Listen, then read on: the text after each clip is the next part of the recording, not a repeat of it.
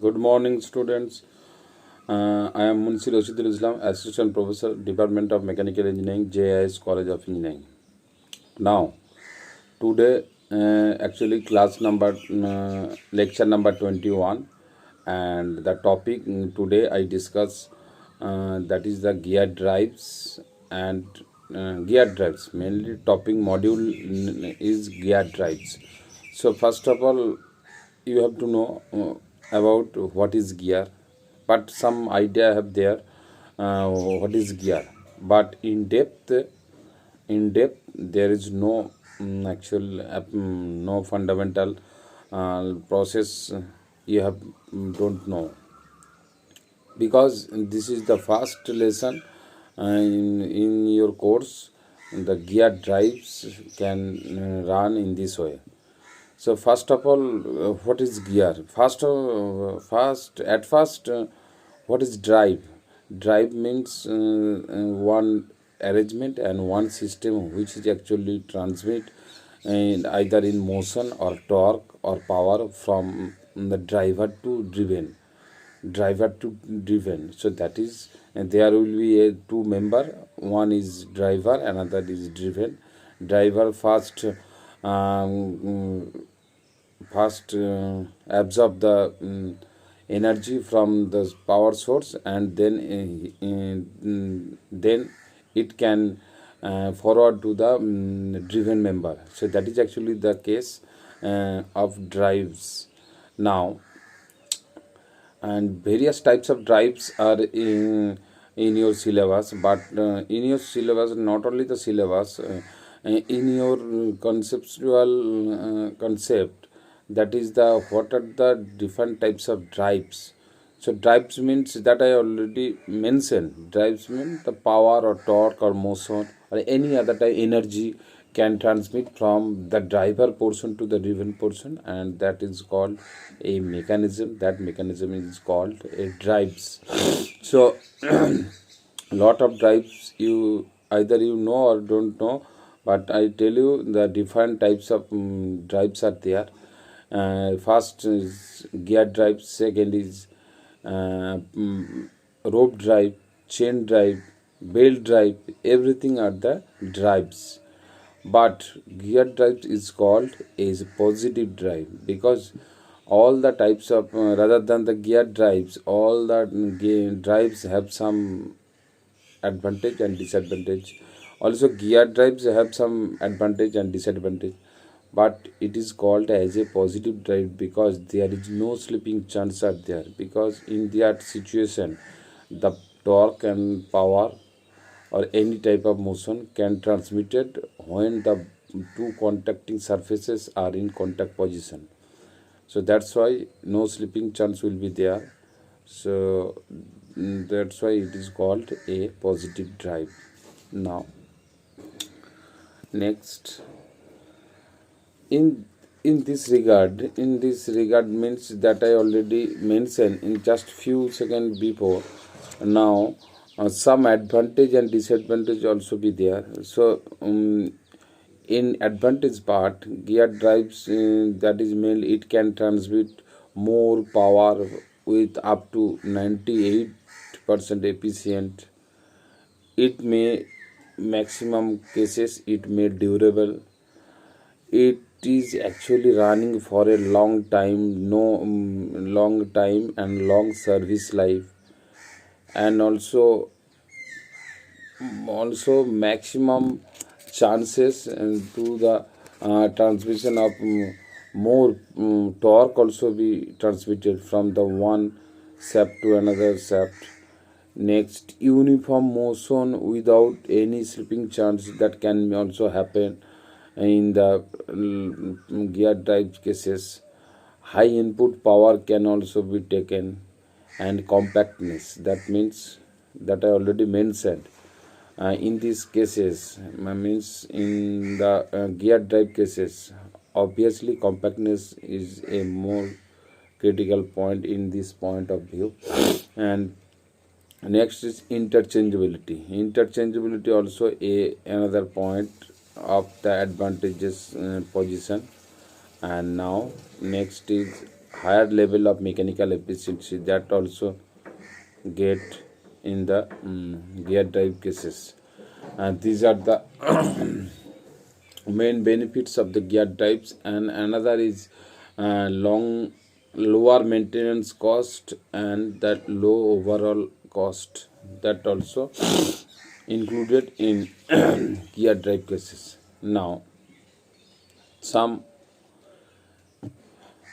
disadvantages part are also with there. Now you can see a portion that is called the motor, and that motor is actually a prime mover in these cases, and that motor is run with some rpm, and some cases motors convert the electrical energy to the mechanical energy, and that formation means electrical energy converted into mechanical energy, and that electrical energy is run the gear with some rpm.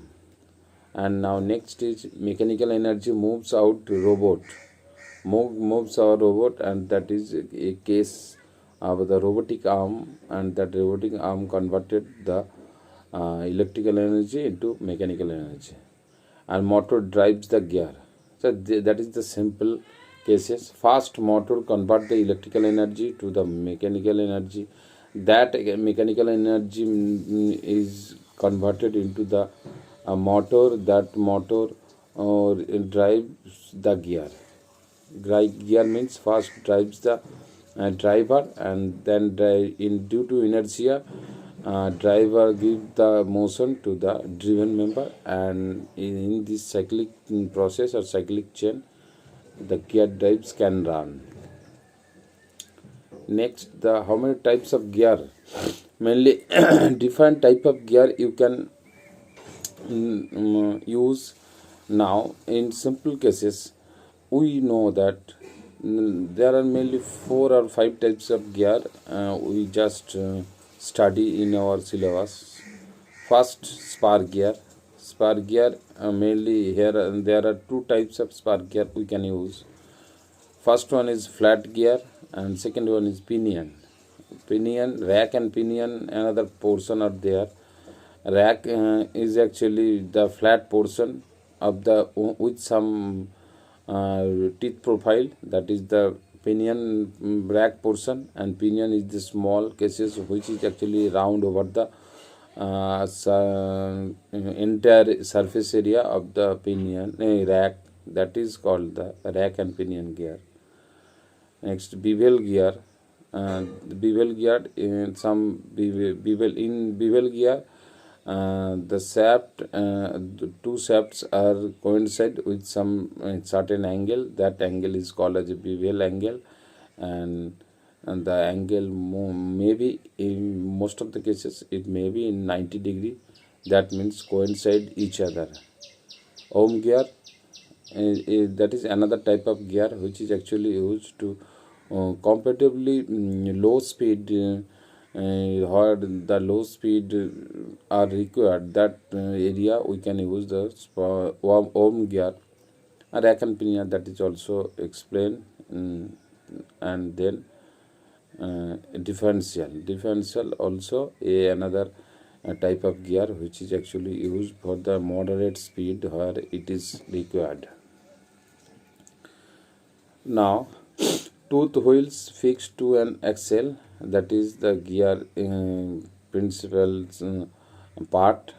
Gear drives drive gear, that is actually connected to the input axle. Driven gear, and that driven gear that also be connected to the output axle. Gear train, another chapter, another portion are there that I already that mentioned in next classes, and another topic is there, that is the gear train.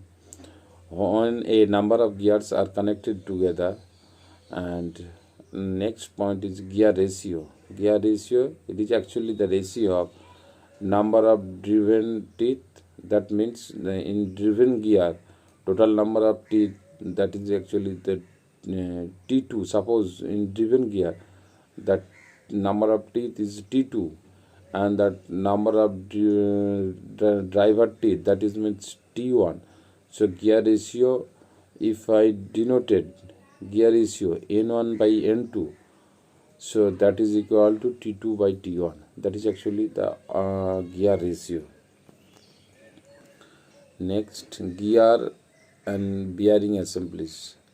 So in this regarding this part, we can use gear and bearing assemblies. They use a few views of the possible ways, that is the basic conceptual part, and bearing and gear are done some cases where the full sectional view may be on the maybe it is actually on the way when the necessary part of the gear are going matched with the bearing portions.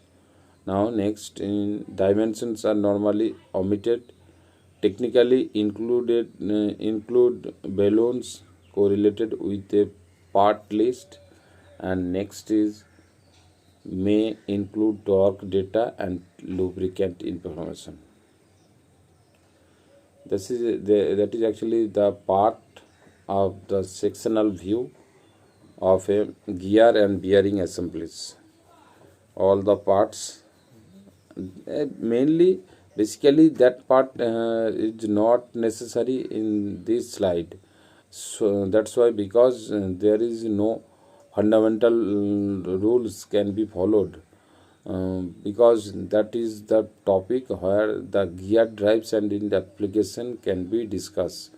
But unfortunately, that slide is not needed in these classes. Now, application of gear.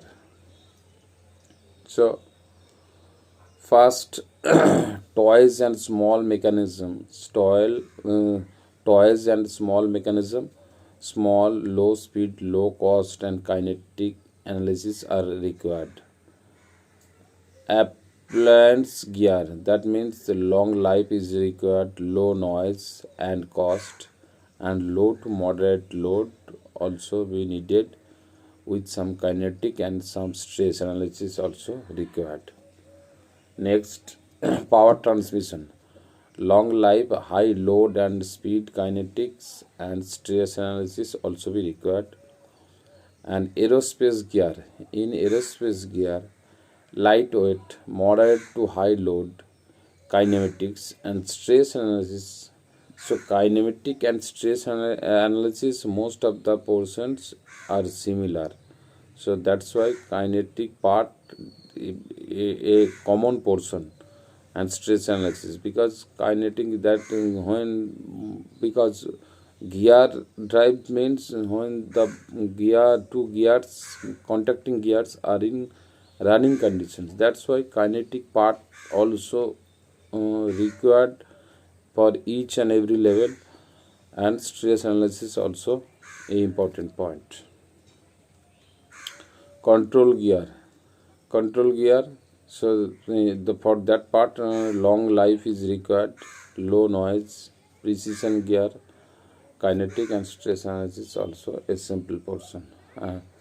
And that is, if you see the figure, animated view, you can get some idea how to do the working job when you do a one operation in spark gear. So if you see in the figure, the two gears are connected in the two separate shaft, and over the shaft the two major gear are mounted on the shaft, and they are in contact position. So each and every teeth, when the mating point are there, that means some angle, some gap also be there, either in male or female part when are in connect position. So some gap also be there, either in top portion or flank portion, because that is called as a clearance. Without clearance it cannot run. If the two portions, male female part, are fixed, heavily fixed, it may be harmful for the gear mechanism. So that's why that is the animated view. And if you see the video or the animated view, you can get a idea how to work the gear mechanism. So in spark gear, straight teeth mounted on a parallel shaft, straight teeth mounted on the parallel shaft, and number two, many used at once to create very large gear reduction. That is the spark gear part. Next, types of gear, and another figure also be there. That is, the tooth profile is parallel to the axis of the rotation and transmit motion between the parallel shaft, and one large gear also there, and with the contacting position another small gear also be there. So that's why the small gear is called, in this regard, that is called as a pinion gear, and large gear is also known as the spar gear or rack. Another view out there, that is internal gear. That means in outer periphery big or large size gear also there, and in the inner portion of the large gear another small gear also included, or mating conditions. So that type of figure or that type of gear is called as a internal gear. And helical gear, helical gear is similar to that of the spark gear, except the teeth are inclined some certain cases. In spark gear the teeth are straight and parallel, but in helical gear all the mechanisms are similar with the spark gear, except some certain angle created between the two gears. That angle is known as the helix angle. So that's why it is called as that design, helical gear design and helical gear performance also more compact, but the design cost also be high. So in helical gears the teeth are inclined to the axis of the rotation. The angle provides more gradual engagement of the teeth during meshing, transmit motion between the parallel shaft. Spark gear terminology. Spark gear terminology means a lot of terminology part are there, but I just skip the spark gear terminology part, because spark gear terminology part we can just check now. Bevel gear. In bevel gear, the gear are mesh at an angle. That is actually first mentioned in the first slides. The gear bevel gear mesh an angle. That means the two shafts are coincide with some certain angle. That angle is approximately 90 degree. So and some angle created between the two portion, either in two portions, that means the coincide portions. So that angle is known as the bevel angle, and changes the direction of the rotation. And if you can see the video how to work on bevel gear, so you may click on the underline link, and you may see the actual video how to work the mechanism of bevel gear. The shaft of the gear and pinion can intersect at 90 degree, and that is actually the figure of the bevel gear, and with some certain desired angle, and provide for the speed changes between the gear and pinion unless the designed as the meter gear. So thank you for discussing the today's classes on what are the different types of gear and what are the application of the different types of gear. Now next classes we can discuss about the gear terminology. That means the spark gear terminology. In these classes it cannot possible to explain each and every point of the spark gear terminology. Now next classes we can discuss and we can start from the gear terminology part. Thank you.